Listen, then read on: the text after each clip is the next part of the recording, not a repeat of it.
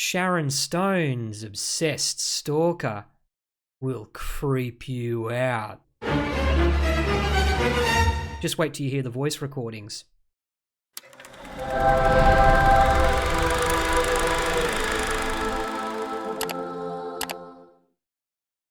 G'day guys, this is Holy Critics signing in. And today you're going to learn a valuable lesson why you should never envy celebrities. Case in point is Sharon Stone, who once upon a time may have been considered A-list, but you don't see so much in front of the camera anymore. And yet she continues to be relentlessly hounded by obsessive, crazy fans who have constructed in their minds all manner of fantasies as to why she should give them her attention.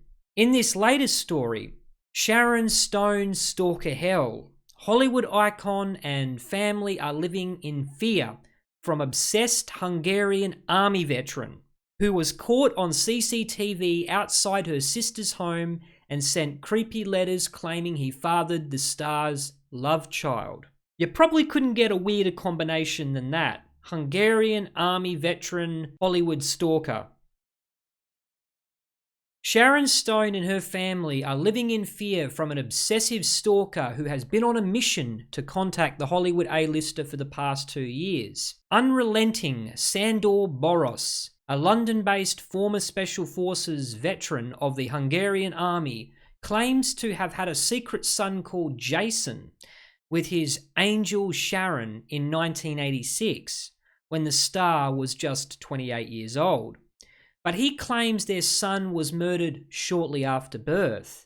Basic Instinct star Sharon, who is now 64, was one of the most popular sex symbols of the 1990s, and her family have been in a panic since Boros began stalking them. He last emailed Sharon on October 15. Emailed? How did he get access to her email? I thought all these celebrities have private emails, but anyway. Telling her how he was trying to find out her address by tracking down her family and asking them. Tracking down her family, but yet he doesn't know her address. The subject of the email was Angel, and he signed it, yours, Sandor, kiss, hug, kiss, hug. According to the family's private investigator, Paul Baresi, the stalker is obsessed and mentally unwell, and was caught on CCTV outside her 62-year-old sister Kelly's house in May this year.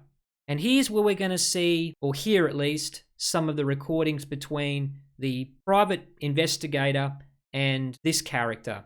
And just hear what he has to say about why he is in desperate need to contact Sharon. And it'll probably send a shiver up your spine. I'm a private detective. All right. The main concern is that we understand that through your various pieces of correspondence that you've been over there to Montana to try to talk to Sharon's mom, Dorothy, to the home of Sharon's sister, and you Kelly. And you went to the home of the brother? How does he know where all her family live, and yet he can't find her?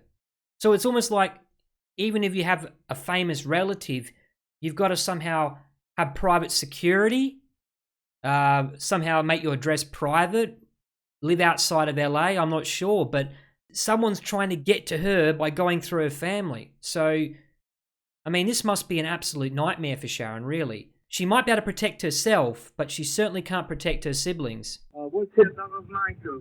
Yes, Michael. You showed up at their house unexpectedly, and you can certainly understand how that can make people uncomfortable. You indicated in your letter that you have a son. I'm trying to contact them because I'm really desperate to find my son, and I have to talk with Sharon as well. You got a son, he was murdered on 86, and But wait a minute, he just said he's trying to find his son. But then in the next sentence he says he was murdered in 1986. So how can you find him? He's dead and buried, I'm assuming. What reality has this guy constructed? I'm not joking, so I'm really serious. I don't have any death certificate, anything. So it's Why not? a weird case, but I'm pretty sure they know everything. Okay. They know everything. They doesn't want to tell me. All right. So you want to talk to Sharon or Sharon's mom or someone with the family about the child because you want closure about the child's death. What is his name? Sharon Stone. And you had this baby with who? Jason Stone. Wouldn't he have his surname? This guy can't even hold his story together here. There's nothing consistent about what he's saying. What is he going to do to Sharon when she rebuffs him? When she says, I don't know who you are, and I've never had a son to you. What will he do? Fly into a rage? If this guy gets anywhere near her, her life's in danger. These people can very quickly escalate just like that on a whim. Sharon. I see. She was my fiancée. She was my fiancée. I'm not lying. I understand. I'm not saying you are lying. Any photos of you and Sharon? No, unfortunately. Do you have any letters from Sharon? No. So no photos and no letters. And yet they married, apparently. Or she was his fiancée. And they never thought, hey, let's set up a Polaroid camera and, take a photo of us together, happily about to marry. And, oh, here's a picture of our son. Look, he's in the crib. Didn't even bother to do that, apparently. And, of course, there's no death certificate. How do you reason with somebody like this? You can hear the investigators talking in a sort of gentle tone. You think he might be a little bit more aggressive and say, just stay away from him, mate. So he's kind of like trying to reason with him, but you're kind of going to get to a roadblock here where nothing makes sense. You sent an email to Sharon, and you said that your mental health is improved. What happened with your mental health? I was on army, and I got something. I can't talk in phone. You have post-traumatic stress disorder from the army. Yes. I know about battle fatigue. Yes. I'm in the army, so I kind of situation. Now you said it's over. I'm not abusive. No. I understand, but if the person you're contacting is uncomfortable or perceives, even though you can be a gentleman, if they perceive you're trying to contact them as provocative and they get frightened about it, then that creates some level of concern. You understand? Are you at the airport now? I have to admit that this PI is a pretty good negotiator, or what would you call that? A hostage negotiator. He's good at de-escalating the situation. Being assertive but gentle in his tone, trying not to antagonize this guy because he does have a military history and he mentions battle fatigue. So he's got the ability to be an effective killer, let's put it like that. So he really needs to find out what his motives are, where he is right now, and what plans he has for the future. And he's doing a pretty good job here. Yes, in London. Yes. Where are you going? Are you going on a vacation? I have to go to Budapest. I have some business. And you live in London? Yes, I'm living in London.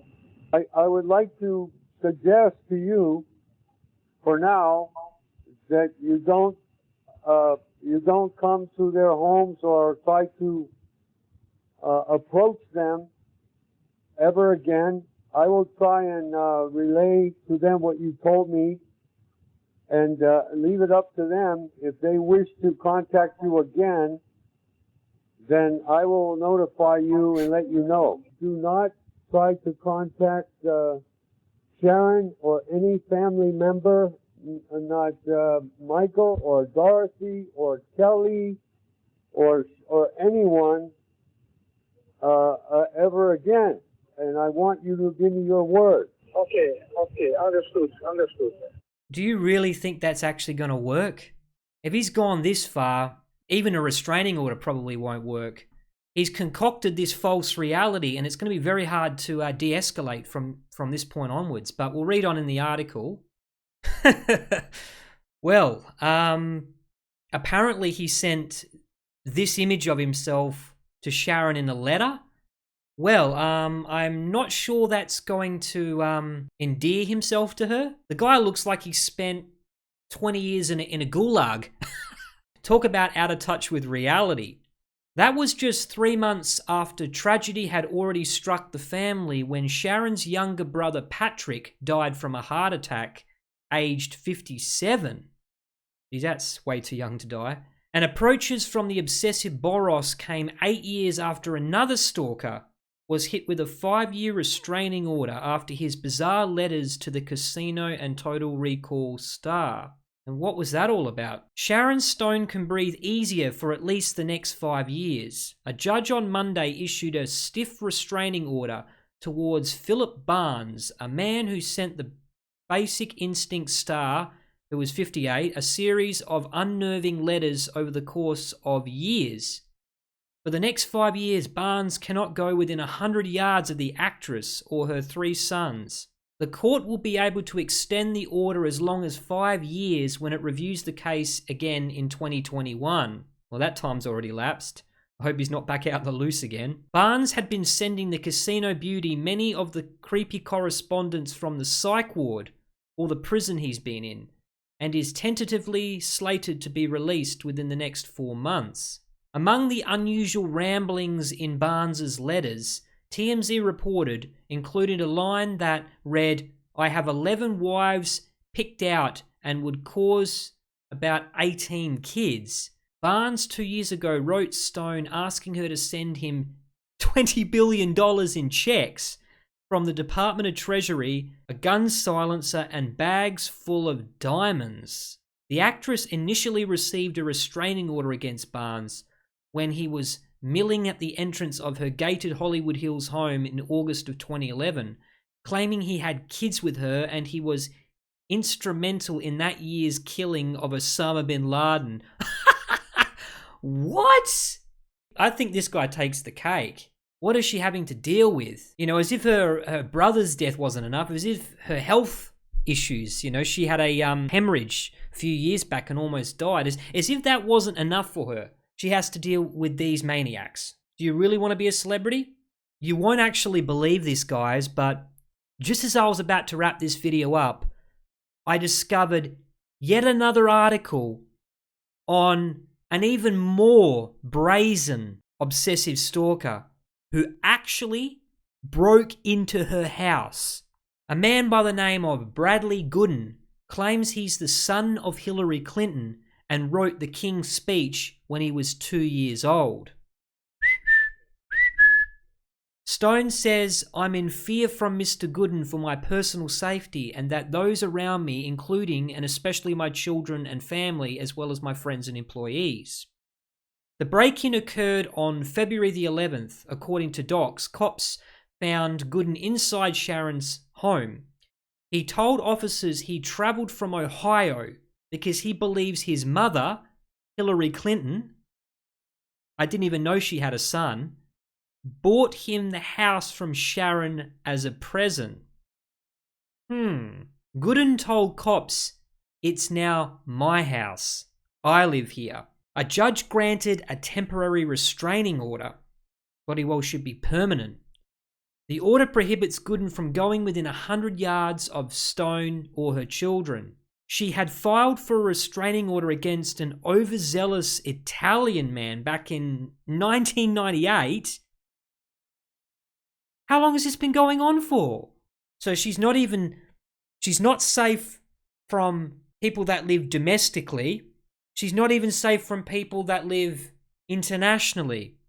Some of them have even gone as far as getting into her house. And this is what she has to put up with every single day. These are just the people that we know about. Can you imagine the countless numbers of obsessive fans that email her and call her and send letters to her house.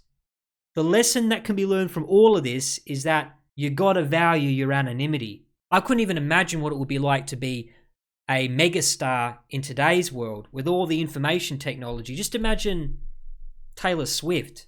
I mean, she'd have to have an entourage of security guards just to go down to the grocery store. It's really creepy stuff. It is a symptom of our decaying society and how we've elevated people, celebrities who are just like the rest of us, into this almost superhuman status where everybody wants to know them, everybody wants to meet them, and they can't separate fact from fiction. Pretty frightening stuff, and I definitely feel empathy for Sharon and her family. Thanks for watching today's video. If you enjoyed it, make sure you drop a thumbs up, and I'll catch you again on the next one. This is Holy Critic, signing out.